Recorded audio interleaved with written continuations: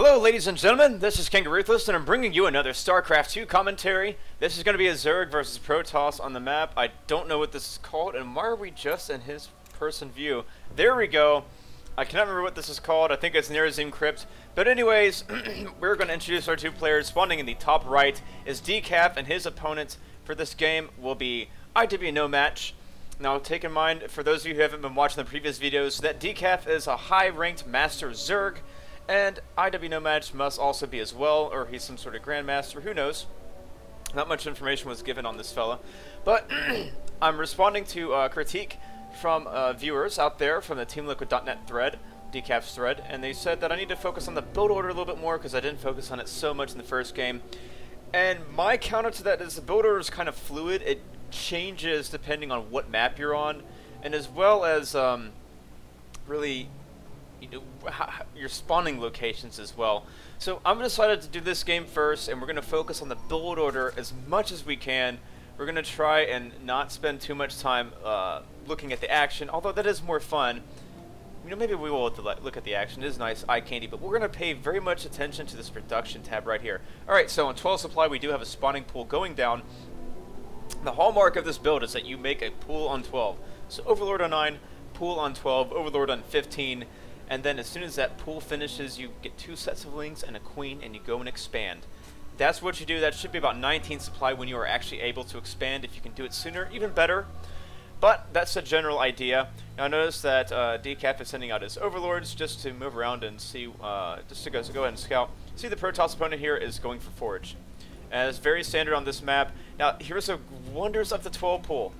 When your Protoss opponent Forge fast expands, and does something like a fast Nexus, he doesn't put down a cannon in time, your 12 pull will do a lot of damage. And as you can see here, this cannon is very delayed. The probe just now scouting that it is actually a 12 pull.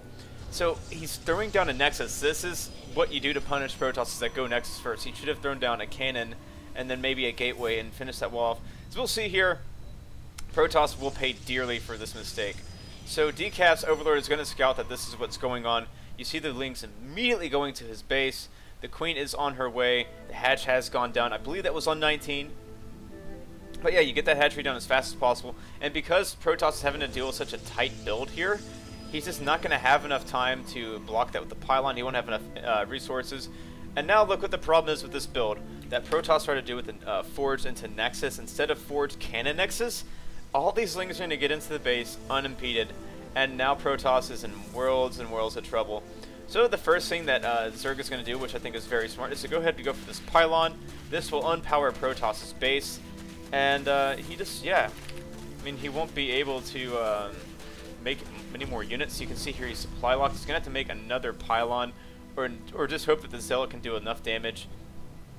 So another pylon is going down, but he's losing mining time right here, having to deal with all these Zerglings. Now the Zerglings, really, all your job here to do as Zerg is just to be annoying and harass. You can see right behind this, decaf is continuing to drone up. There are no gases taken, nothing, just droning up while he's going to go ahead and harass his drone line. One of the drones, let's go down, let's keep this counter up here. There is one.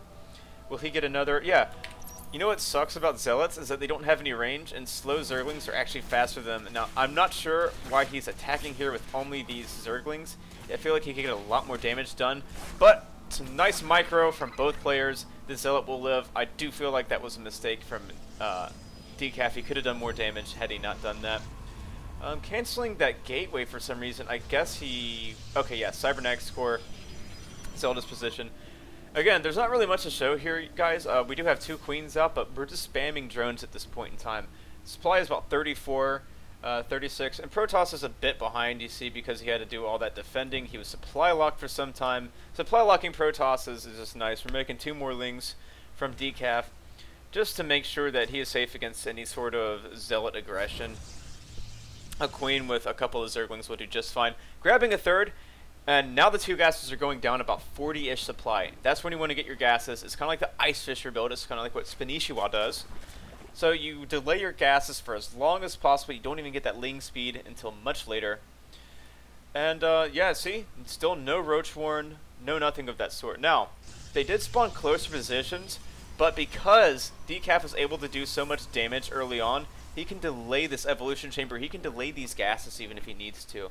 So you can see here, just an evolution pyramid going down. We don't even see a Roach Warren yet. All this minerals and I assume gas will be going towards upgrades whenever that evolution chamber finishes. He'll start on that +1 melee. That's why you see he does not have any Ling speed. Well, now he's getting it because he's going to be able to afford it. But it will delay his +1 attack slightly. Let's see which one he takes. He's going to take the missile attack, so this will be a Roach-based build. Meanwhile, just pick away at these rocks, and the Ling speed has begun.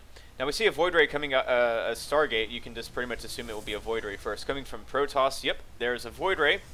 Does he have enough for Chrono Boost? Yes, he does, which he needs to keep Chrono Boosting that out and do some sort of harass. And let's look at the units tab and see what Protoss exactly has at home. He has 2 Sentries and 1 Zealot, so an all-in would kill him. So just keep that in mind, by the way, guys, whenever your Protoss opponent is going Stargate tech. We do see a 3rd Queen coming out as well. And now we see the Roach Warren going down. It is almost 70 supply and the Roach Warren is going down, because had Protoss done damage to the Zerg, the Roach Warren would, I would assume, go up much faster, because he would not feel safe against defending any sort of timing attack. But because he knows that Protoss is so far behind, especially because he scouted the Stargate, he can continue to drone up here. This is the correct response. You throw down a couple of Spore Crawlers, maybe make an extra Queen, and we see here Spore Crawlers are going down. That Spine Crawler got cancelled, I believe, and got made into a Spore Crawler. Spore Crawler going down here. And so, yeah, he's going to be quite safe from any sort of Void Ray harass. The only victims here might be some Overlords. But yeah, he's going to be quite safe, so just continuing to get Overlords, Spore Crawlers. He's getting a Macro Hatchery. Oh, sorry, that's not a Macro Hatchery, that's a Lair. But that is something I want to focus on a little bit later in the game. There will be Macro Hatcheries, and I want you guys to pay attention to that. So notice that these Spores are effectively zoning out Protoss harass. I noticed that one thing that decaf does is he likes to spread his Overlords with his creep with his Overlords. He doesn't like to use those Queen energy for any sort of creep spread. No creep tumors. So that could be something that you could say is a problem of his, but at the same time, I think it works quite well. So now Protoss is going to be very careful here. He cannot get all this damage done to this Void Ray, and if that Queen can get another shot, that would be big. But that Void Ray is now down to a lot of hit points. I mean, he's only at 46 hit points now. He's going to have to wait for those shields to recharge. In the meantime, let's look at the Zerg's income. He's at 68 Harvesters. Perfect time to make more drones and make more Roaches, because what can Protoss do with this air build? Well, they can try and harass you and go for a timing attack. And Protoss, I mean, if he wasn't so far behind, this timing attack would be coming about now. But because he did all that damage early on, I mean, this is why you see the 2 Spine Crawlers going down. In case Protoss tries to go for a half-assed timing attack, he'll have ample defense up there in time. Void Ray gets picked off. That's actually really big. So now these Phoenixes will not be able to harass as much. The Spire is going to go down. And I want to point out another thing to you.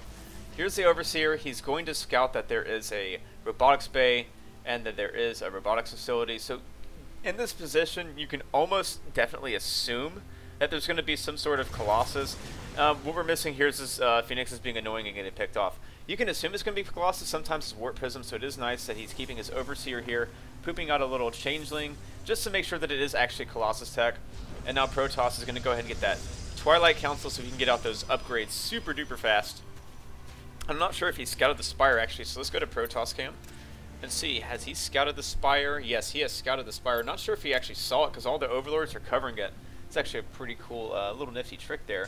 For all of you newer Zergs out there, you can cover your buildings with Overlords. It's completely imba, but completely free to do. Only costs you supply.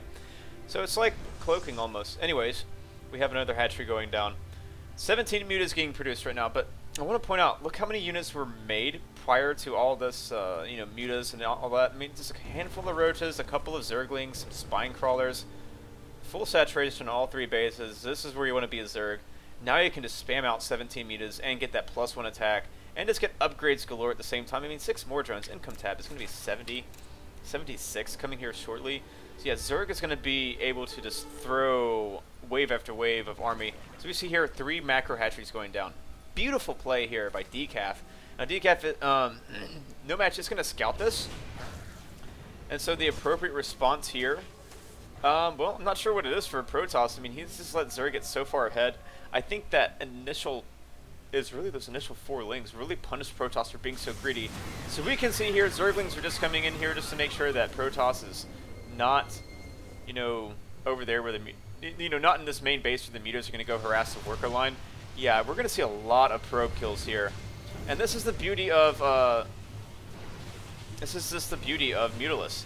They can be everywhere at once, and once you get this big of a number, no, Kanga, you know, Phoenix's counter Mutas, not when they get to be that freaking big of a ball. I mean, he's going to lose one of his Colossus here. You can't be losing your Colossus like that. That's just a huge investment. And it's going to spend all of his Chrono Boost on these Stargates. It's going to delay the push even more. And meanwhile, we're going to have a Roach counterattack. So now this is the part where decaf just starts multi-pronged harassing. Protoss is going to have to pull his forces to deal with these Roaches, but at the same time has to deal with these Mutalisks. That's nearly impossible for Protoss to do. He can't be at 2 places at once with his army and have it work effectively. So we can see here the Nexus is taking damage. This army here is doing a lot of damage as well. And these Mutalisks are just wreaking havoc. They're going to kill off the Stargate. That's a brilliant move there. You just want to keep that Phoenix count nice and low so that Protoss can't just mass them up and counter you. And, you know, Protoss is going to finally clean this up, but look at the production capacity here. Lots of larvae, lots of hatcheries. He's on 4 bases with a total, I think, of 7 hatcheries. And meanwhile, doing the smart thing and just throwing down spine crawlers. You want to delay that push. It's like when Terrans do that marine tank push, getting to late game when you're just hoping that your Broodlords get out in time. Well, when they do that sort of a push, you want to delay it for as long as possible until you get your tier 3 tech. In this instance, decaf wants to do as much economic harassment as he can to start picking away slowly at the Protoss while he gains a superior army. And we see he's already accomplished that, but it never hurts to just throw down more spores, spines for any reason, just in case your Protoss opponent decides he's going to all-in you. Because when you do this much harassment, you can guarantee that Protosses feel helpless, and they're like, maybe if I all-in, I can, you know, salvage what's left of this game. And sometimes they're right, because Zergs won't be prudent enough to make enough defense at home. So now, here's another beautiful thing with these Mutas. They're here everywhere at the same time. Probes are going to go down. Lots of workers getting lost here. And, Zerg is just ever at the same time. Notice that the Roach Ling army is going to move out and counterattack at the same time. So these Mutas are being annoying, and they're forcing the entire Protoss army to come run in and deal with these Mutalisks. Meanwhile, the Zerglings are just going to run into the base and wreak havoc. So as Protoss here, you make a decision. Do I defend my base, or do I go all in? I think Protoss here makes the wrong decision, is going to go ahead and try and save his base. I think he could have tried to push here while most of the Zerg army was back at home. He could have stood somewhat of a chance, but, I mean, you can't save this base. These Lings are at +1, they're about to be at +2. +2 flyer attacks going on. We are getting some upgrades, here in the background. It's just not, I guess I could have paid attention a little bit better to that. But you get upgrades, as soon as you can afford them. And if you don't have to make units, then you don't. And if you can get upgrades, get them.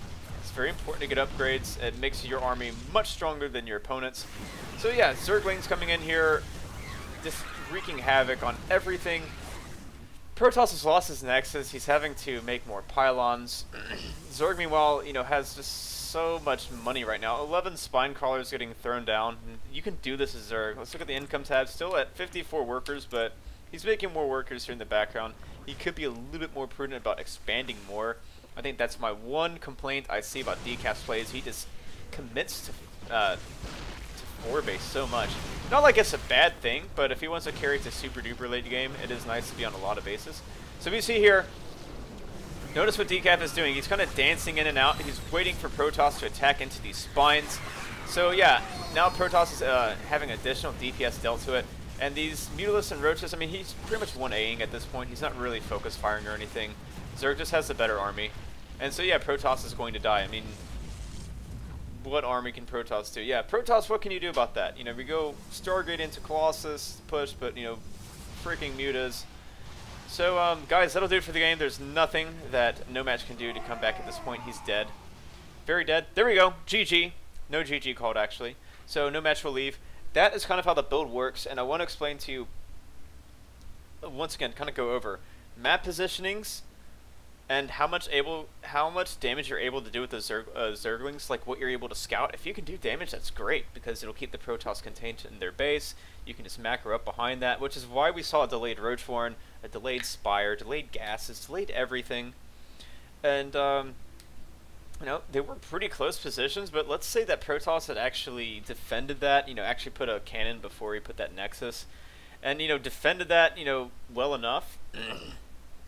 I think the game would have been very different. So anyways, I hope that'll do it for the analysis here. I'm going to go ahead and show you, I think, 1 or 2 more games and kind of look at the build order a little bit more in those games and see how it differs. But that'll do it for all.